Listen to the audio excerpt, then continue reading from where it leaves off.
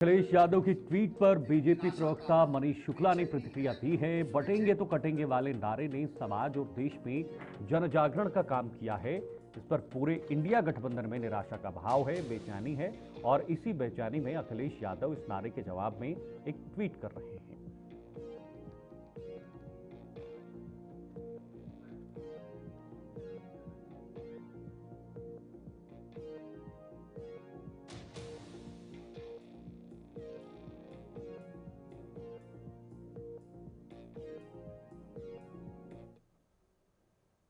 बटेंगे तो कटेंगे इस नारे ने समाज और देश में जन जागरण का काम किया है।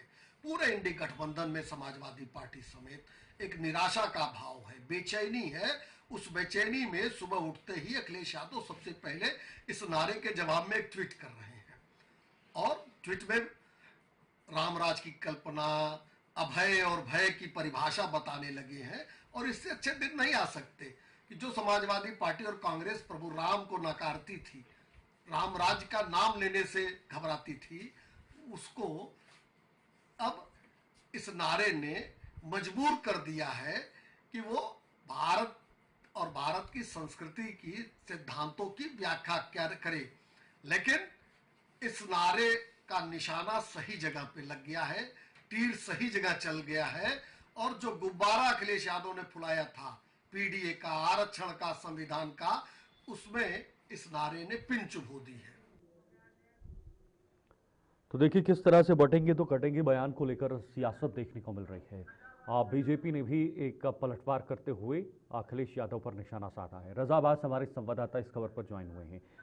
रजा, बटेंगे तो कटेंगे ये एक नारा जो उत्तर प्रदेश में योगी जी की तरफ से दिया गया था, ये इस वक्त सियासत में और सियासी गलियारों में एक चर्चा का विषय बन चुका है। वार पलटवार हो रहे हैं, सियासी वार पलटवार भी हमने पोस्टर वार पलटवार भी देखा और अब जाकर सोशल मीडिया पर भी वार पलटवार किया जा रहा है। रजा, पर उपचुनाव है शीतल, और खासतौर पे इस तरह से ट्वीट के जरिए से, सोशल नेटवर्किंग साइट्स के जरिए से अपने मतदाताओं को अपनी तरफ खींचने का ये कोशिश हो रही है। सबसे अहम चीज ये है कि सियासी पहलू यहाँ से निकल के आ रहा है कि फ्लैक्स और होर्डिंग से जो वार, पॉलिटिकल वार शुरू हुआ था, वो सोशल नेटवर्किंग साइट तक पहुंच चुका। आज अखिलेश यादव का ट्वीट आया, उसके जवाब में केशव प्रसाद मौर्य ने ट्वीट किया, उसके बाद विभिन्न भारतीय जनता पार्टी के प्रवक्ताओं ने अटैक किया। तो जाहिर सी बात है अखिलेश यादव एक दिखाना ये चाहते हैं कि नकारात्मक पॉलिटिक्स को लेकर हम आगे बढ़ रहे हैं और जो डिवाइड एंड रूल और डिस्क्रिमिनेशन की पॉलिटिक्स, जैसा अखिलेश यादव क्लेम करते हैं भारतीय जनता पार्टी पे, उस तरह की पॉलिटिक्स की हम किनारा कशी करके पीडीएफ फार्मूले पे हर जाति, हर धर्म, खासतौर पर अल्पसंख्यक समुदाय को जोड़कर हम अपनी तरफ लाएंगे और ये चुनाव में सीटें ले जाएंगे। मगर बहुत टफ है अखिलेश यादव के लिए सीटें जीतना।